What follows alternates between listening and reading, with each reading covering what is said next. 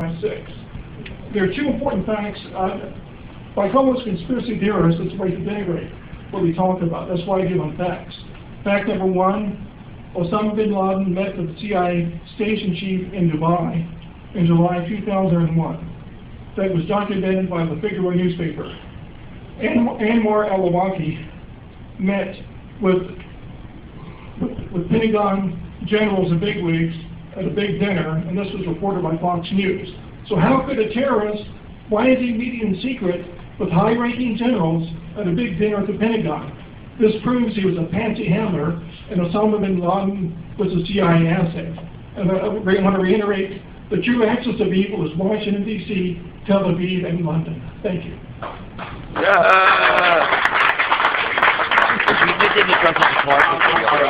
round will have to be questions and compression. You got it. Yes, sir. You needed to address one of them. My question is for Mr. Tarpley. Given the idea that a theory is useful only insofar as it's falsifiable, I'm wondering what threshold of evidence would you accept to actually accept that 9/11 was not an inside job?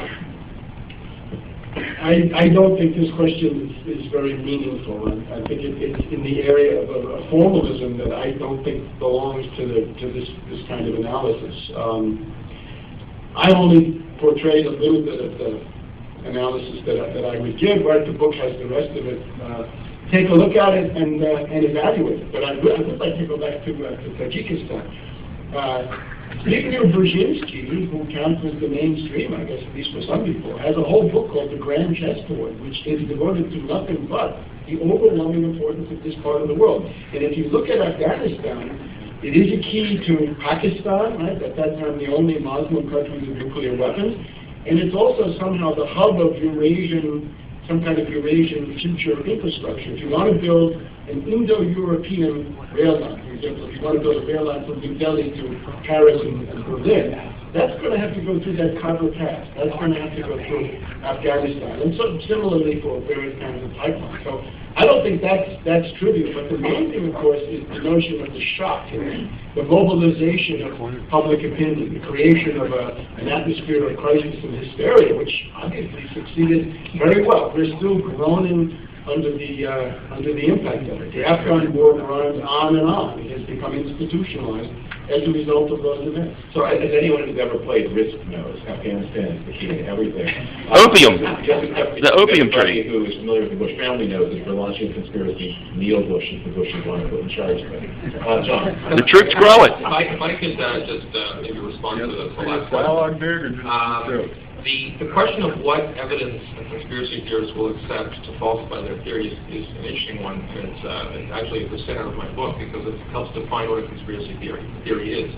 The reason you can never win an argument with a conspiracy theorist is that they will simply expand the conspiracy theory to swallow up the new evidence you have. So if I'm having a debate with a 9/11 truther, and I say, well, you know, the 9/11 Commission report clearly supports my position. I say, oh, the 9/11 Commission report is written by a bunch of Bush lackeys. I can't believe you waste my time by mentioning it. I said, okay, forget the 9/11 Commission report. Let's talk about the National Institute of Standards and Technology report on how the World Trade Center.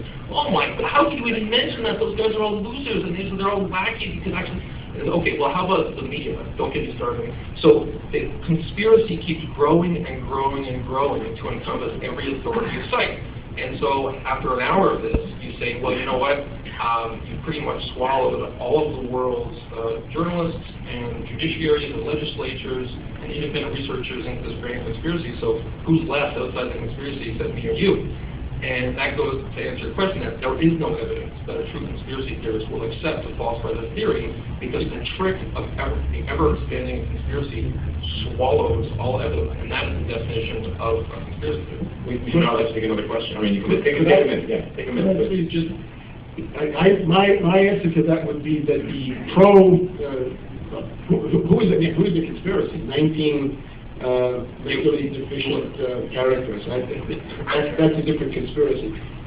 I just tried to point out that in the wake of the Kane-Hamilton Commission, Kane and Hamilton wrote a book called Without Precedent. And in that book, they say, we were lied to. There was systematic perjury by NORAD, by U.S. Air Force officers. Yes, and actually, if I could address that, they said that clearly, and they referred that portion of the testimony to the Inspector General of NORAD, who followed it up.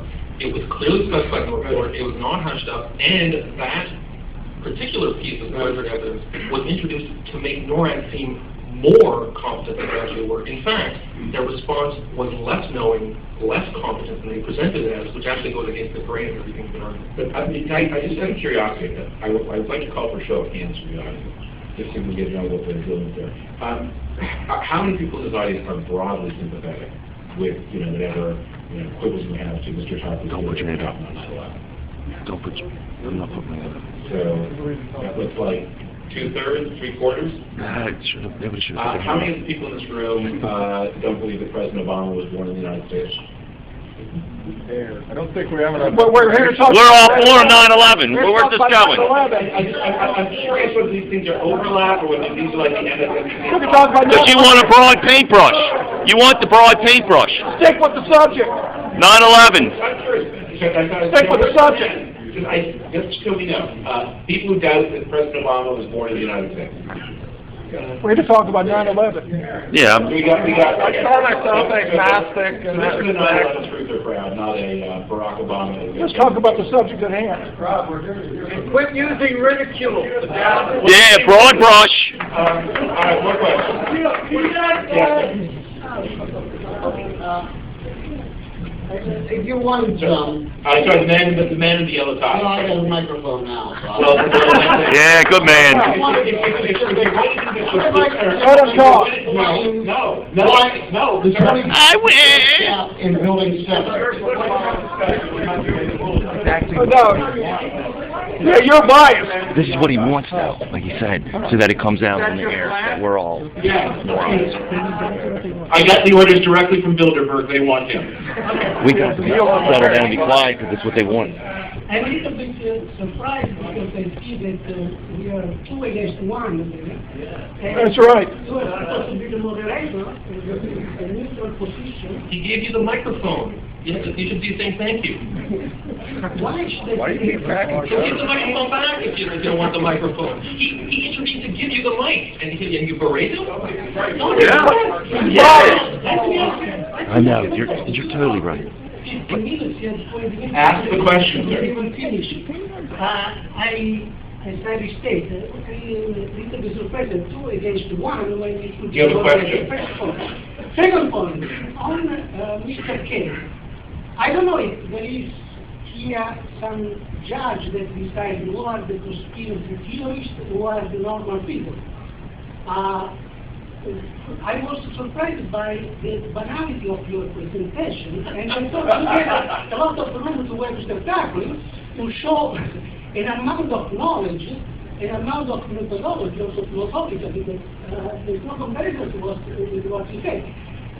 If I ask you, when the Bundestag was burned at the beginning of the Hitler and the Nazi movement in Germany, if someone in Germany had said this was a conspiracy, he would end up in jail a kid.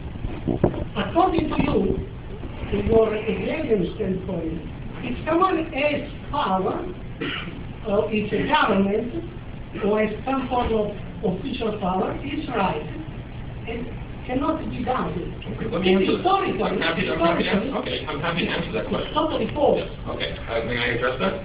Well, we're in agreement. I agree with you about the Reichstag fire. As I quite clearly stated in my banal presentation, if you live in a closed society, so the example I gave was... When you say closed society... The example I gave was Syria, but clearly... Excuse me, We have to let the people who are here to answer. You got a question? I assume you want an answer. Yeah, okay. Yes. The example I gave was Syria, which, of course, is a closed society. It's not a free society. And I said quite clearly, amongst the banalities, which maybe cause me not off, that in a society such as that, if someone says the government is trying to kill you, and if someone says the government is entering into a murderous conspiracy against citizens, that is probably true, because that happens in closed societies, such as, for instance, Bashar Assad's Syria, or, to raise your example, which I agree with, Nazi Germany. By the way, when I was covering the Republican election campaign in New Hampshire, I noticed that at all the town hall meetings, when the woman or the man with the microphone was giving someone in the crowd, they always kept their hand on the mic, and I think we found out why.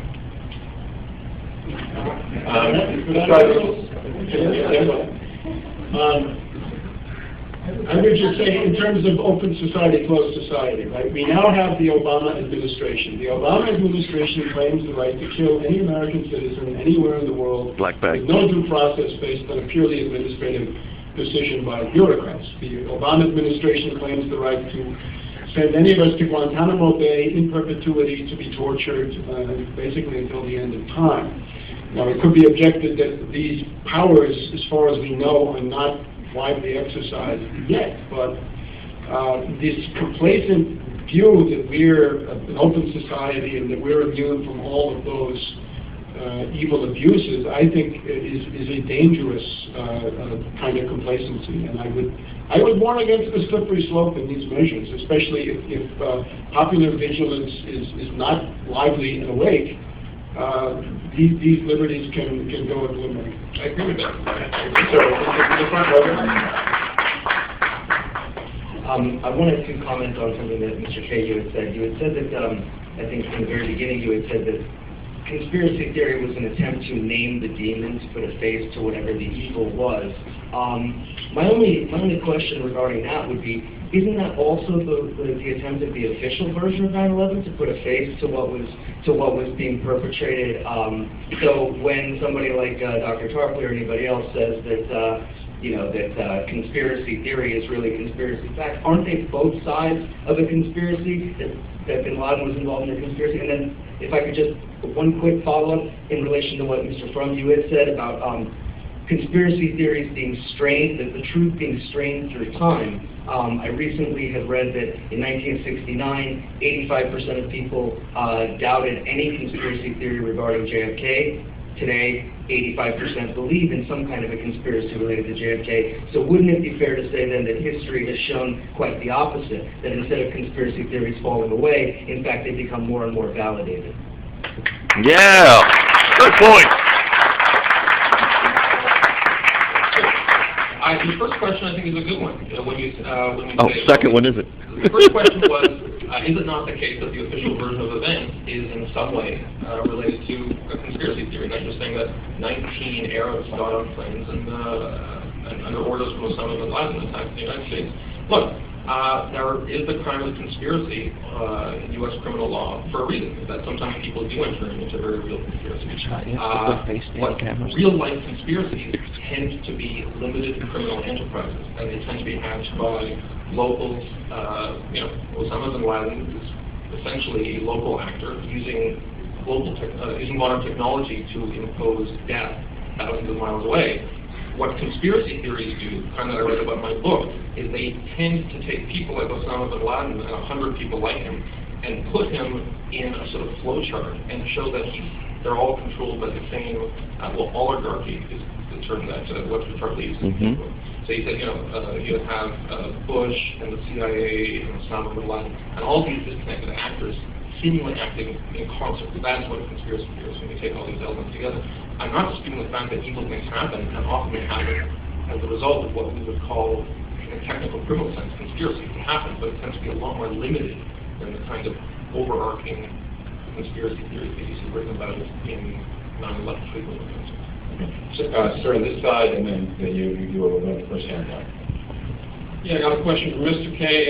It seems that the mainline motivation for September 11th is Islamic Jihad, and the alternatives, conspiracy theories, are U.S.-based inside jobs. But I'm wondering about major communist countries, whether or not it could be a conspiracy initiating there, because they provide weapons for these jihadist groups, and also there have been mysterious explosions around 1999 to 2000 in major communist countries.